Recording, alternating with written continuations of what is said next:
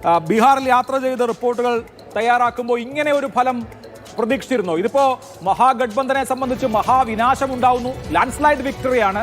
എന്തുകൊണ്ട് വനിതകൾ അധികമായി 8% വോട്ട് ചെയ്ത ഈ തെരഞ്ഞെടുപ്പിൽ 71.6% വനിതകൾ വോട്ട് ചെയ്ത തെരഞ്ഞെടുപ്പിൽ ഇത്രയും വലിയ ഒരു വിജയം നിലവിലെ സർക്കാർ നേടുന്നു? എന്താണ് താങ്കളുടെ വിലയിരുത്തൽ? അഭിലാഷ്, നേരത്തെ നിങ്ങൾ ചോദ്യം ചോദിക്കുമ്പോൾ പറഞ്ഞത് മാതൃഭൂമി ആഴ്ചപ്പതിപ്പിലെ പ്രൊഹിബിഷന്റെ ലേഖനത്തെ താങ്കൾ പരാമർശിക്കും. അതിൽ തന്നെ ഞാൻ തുടങ്ങാം. അതിന്റെ തുടക്കത്തിൽ തന്നെ ഞാനൊരു വരി പറയുന്നുണ്ട്. അതിന്റെ അവസാന ഭാഗത്ത് ഒരു വരി പറയുന്നുണ്ട്. അതിൽ തുടക്കത്തിൽ പറയുന്നത്, ഞാൻ ഫത്തഹയിലുള്ള യാത്രക്കടയിൽ നിർമ്മലാ ദേവി എന്ന് പറയുന്ന ആടിനെ മേയിച്ച് വരുന്ന ഒരു സ്ത്രീയെ കാണുന്നു. അവരുടെ ഗ്രാമത്തിലെ വ്യാജമദ്യ പ്രശ്നങ്ങൾ കൊണ്ട് കഴിഞ്ഞ ഒരു വർഷത്തിനിടയിൽ 5-6 പേര് മരിച്ചിട്ടുണ്ട് എന്ന് അവർ പറയുന്നുണ്ട്. വളരെയധികം ദുരിതമാണ്. അതിനുശേഷമാണ് ഞാൻ അവരോട് ചോദിക്കുന്നത്, നിങ്ങൾ ആർക്കാണ് വോട്ട് ചെയ്യുക? മദ്യം നിരോധിച്ച ഇംഗ്ലീഷ് BJP സർക്കാരിന് അതുകൊണ്ടായിരിക്കും നിങ്ങൾ വോട്ട് ചെയ്യുക അല്ലേ എന്ന് ചോദിച്ചപ്പോൾ അവർ അതിനു മുമ്പ് തന്നെ പറയുന്നുണ്ട്, മോദിജിക്കാണ് ഞാൻ വോട്ട് നൽകുക എന്ന് പറയുന്നു. ഇപ്പൊ വ്യാജമദ്യം ഒഴുകുമ്പോഴും അവർ വോട്ട് നൽകുക മോദിജിക്കാണെന്നാണ് പറഞ്ഞത്. മോദിജിക്കും അതുപോലെ തന്നെ നിതീഷിനും. അതുപോലെ അതിന്റെ ലേഖനത്തിന്റെ അവസാന ഭാഗത്ത് പറയുന്ന മറ്റൊരു കാര്യം എന്ന് പറയുന്നത്, അവിടെ ഇത്രയധികം വ്യാജമദ്യ ദുരന്തം പറയുമ്പോൾ സർക്കാർ പറയുന്ന ഒരു കാര്യം എന്ന് പറഞ്ഞാൽ ഗാർഹിക പീഡനങ്ങൾ, വയലൻസുകൾ വളരെ കുറഞ്ഞു എന്നുള്ളതാണ്.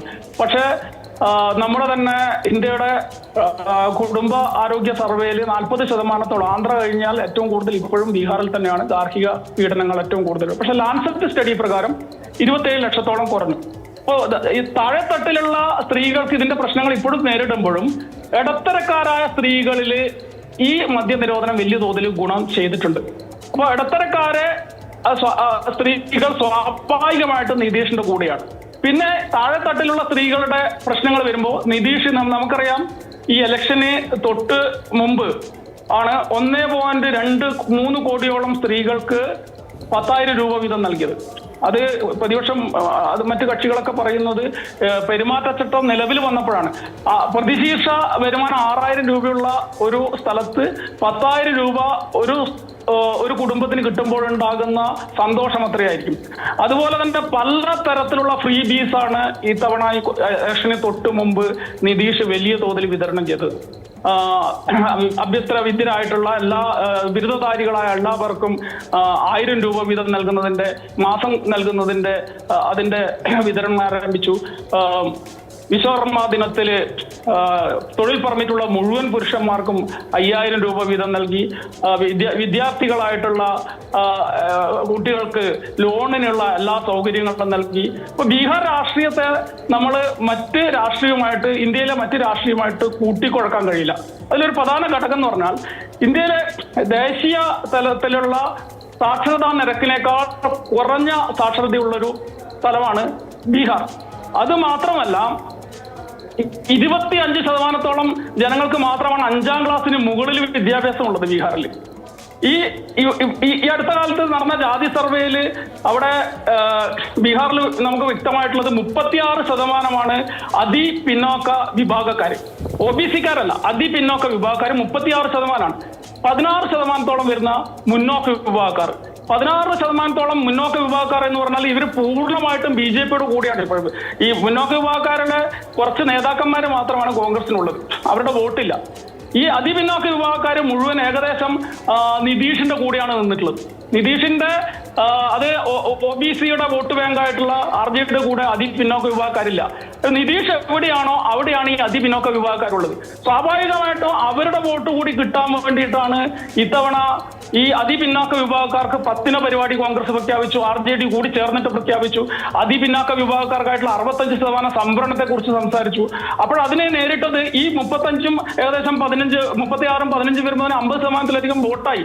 ആ വോട്ടാണ് NDA-യുടെ ശക്തിയായിട്ട് നിൽക്കുന്നത്. ഇപ്പോ നമുക്ക് പരിപ്പ് കറിയിൽ, അവിടെ ബീഹാറിൽ സ്വാഭാവികമായിട്ടും പറയുന്നൊരു കാര്യം, പരിപ്പ് കറിയിൽ പരിപ്പ് എന്ന് പറയുന്നത് പോലെയാണ് BJP-യെ സംബന്ധിച്ചിടത്തോളം നിതീഷ് എന്ന് പറയുന്നത്. നിതീഷ് എവിടെ പോയാലും അവിടെയാണ് ബീഹാറിലെ ജയം എന്ന് പറയുന്നത്. ഇതാണ് യാഥാർത്ഥ്യമെന്ന്, ഇതാണ് അവിടുത്തെ ഗ്രൗണ്ട് റിയാലിറ്റി എന്ന് മഹാഗഡ്ബന്ധന് മനസ്സിലാകാതെ പോയോ?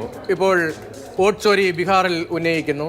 വോട്ടധികാർ യാത്ര സംഘടിപ്പിക്കുന്നു. രാഹുൽ ഗാന്ധി സജീവമായി നേരിട്ട് ഇറങ്ങുന്നു. ബീഹാറിൽ വിജയിക്കാൻ കഴിയുമെന്നൊരു അന്തരീക്ഷം ദേശീയ തലത്തിലുണ്ടാക്കുന്നു. ആകെ ഒരു ഇളക്കമുണ്ടാക്കുന്നു. പക്ഷേ ഗ്രൗണ്ടിൽ ഇതല്ല നടക്കുന്നത് എന്ന കാര്യം RJDക്കും മനസ്സിലാകാതെ പോയതാണോ? അതിനെ പ്രതിരോധിക്കാൻ കഴിയാതെ പോയോ? അതോ പുറമേക്കുള്ള പ്രചാരണങ്ങളിൽ മാത്രമായി പോയോ ഈ മഹാഗഠബന്ധൻ?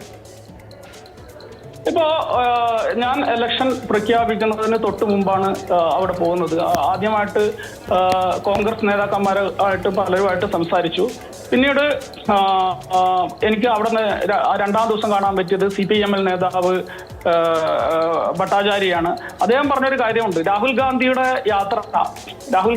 യാത്ര ഒരു തരത്തിലുള്ളൊരു ഇളക്കം, ഓളം സൃഷ്ടിക്കാൻ വേണ്ടി ദേശീയ തലത്തിൽ ഒരു ഓളം അല്ലെങ്കിൽ മഹാസഖ്യത്തിന് ഒരു വിജയപ്രതീതി ഉപരിപ്ലവമായിട്ട് സൃഷ്ടിക്കാൻ വേണ്ടി കഴിഞ്ഞിട്ടുണ്ടെങ്കിലും കോൺഗ്രസിനും ഉൾപ്പെടെയുള്ള പാർട്ടികൾക്ക് അടിത്തട്ടിലെത്തിക്കാൻ പറ്റിയോ എന്നുള്ള കാര്യത്തിൽ ഒരു സംശയം അദ്ദേഹം ഉന്നയിച്ചിരുന്നു.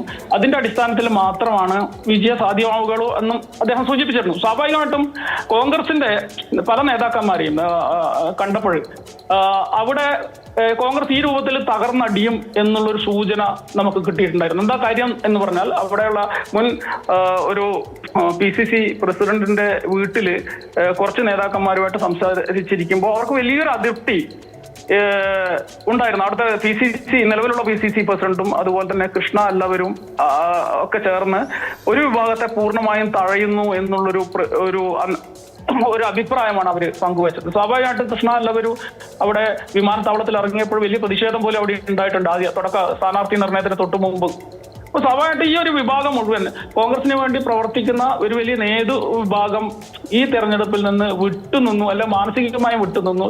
സ്വന്തം പാർട്ടിയിലെ പലരെയും തോൽപ്പിക്കുക എന്നുള്ള ഉദ്ദേശം അവർക്ക് ഉണ്ടായിരുന്നു എന്നൊരു തോന്നല് എനിക്ക് ആ രൂപത്തിലുള്ള ഒരു മനസ്സിലാക്കൽ ഉണ്ടായിട്ടുണ്ടായിരുന്നു.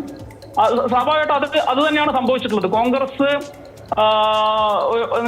ഗ്രൗണ്ട് റിയാലിറ്റി എല്ലാവരെയും ഉൾക്കൊണ്ടുള്ള ഒരു സ്ഥാനാർത്ഥി നിർണയ പ്രക്രിയ അവിടെ നടന്നിട്ടില്ല എന്ന് തന്നെയാണ് മനസ്സിലാവുന്നത്. യെസ്, എന്തായാലും ഇപ്പോൾ ആശ്വാസകരമായ ഒരു വാർത്ത കോൺഗ്രസിനെ സംബന്ധിച്ചുള്ളത്, മഹാഗഠബന്ധനിലെ രണ്ടാമത്തെ കക്ഷിയായി കോൺഗ്രസ് തിരിച്ചു വന്നിരിക്കുന്നു. 7 കോൺഗ്രസും 6 CPIML ലീഡ് ചെയ്യുകയാണ്. 61 മത്സരിച്ച കോൺഗ്രസ് 7 ലീഡ് ചെയ്യുന്നു എന്നുള്ളതാണ് കോൺഗ്രസിനെ സംബന്ധിക്കുന്ന ഏറ്റവും വലിയ ഇപ്പോഴത്തെ കാര്യം. വാൽമീകി നഗറിൽ ലീഡ് തിരിച്ചു പിടിച്ചു. വാൽമീകി നഗർ മണ്ഡലത്തിൽ 993 വോട്ടിന്റെ ലീഡ്. 5 റൗണ്ട് രാഘവ്പൂരിൽ പിന്നിടുമ്പോൾ തേജസ്വി യാദവ് അദ്ദേഹത്തിന്റെ ഗ്യാപ്പ് കുറച്ചിരിക്കുന്നു. ഇപ്പോൾ വെറും 106 വോട്ടിന് മാത്രമാണ് തേജസ്വി യാദവ് പിറകിലുള്ളത്. സതീഷ് കുമാറിനേക്കാൾ വെറും 106 വോട്ടിന് മാത്രമാണ് പിറകിലുള്ളത്. 5 റൗണ്ട് അവിടെ കഴിഞ്ഞിരിക്കുന്നു. 30 റൗണ്ട് ഉണ്ട് രാഘവ്പൂരിലെ. 30 റൗണ്ടിൽ 5 റൗണ്ട് കഴിയുമ്പോൾ ഇപ്പോൾ സതീഷ് കുമാർ തേജസ്വി യാദവിനേക്കാൾ 106 വോട്ടിന് ലീഡ് ചെയ്യുകയാണ്. ലീഡ് നേരത്തെ 3000 വോട്ട് വരെ എത്തിയിരുന്നു. വ്യത്യാസം 3000 വോട്ട് വരെ വളർന്നിരുന്നു. തേജസ്വി യാദവ് പരാജയത്തിലേക്ക് പോവുകയാണോ എന്ന സംശയം ഉണ്ടായിരുന്നു. ആ സംശയം പരിപൂർണമായി ഇപ്പോഴും മാറിയിട്ടില്ല. പക്ഷേ ആ ഗ്യാപ്പ് കുറഞ്ഞിട്ടുണ്ട്. ഒരുപക്ഷെ തേജസ്വി യാദവ് അതിജീവിച്ചേക്കാം എന്നതാണ് ഈ ഘട്ടത്തിൽ പറയാൻ കഴിയുക. ബാക്കിയുണ്ട്. 5 റൗണ്ടേ കഴിഞ്ഞിട്ടുള്ളൂ. ഇനി 25 റൗണ്ട് ബാക്കിയുണ്ട് തേജസ്വി യാദവിന്റെ കോൺസ്റ്റിറ്റ്യുവൻസിയായ രാഘവ്പൂരിൽ. ഇപ്പോൾ 106 വോട്ടിന് തേജസ്വി യാദവ് പിറകിലാണ്.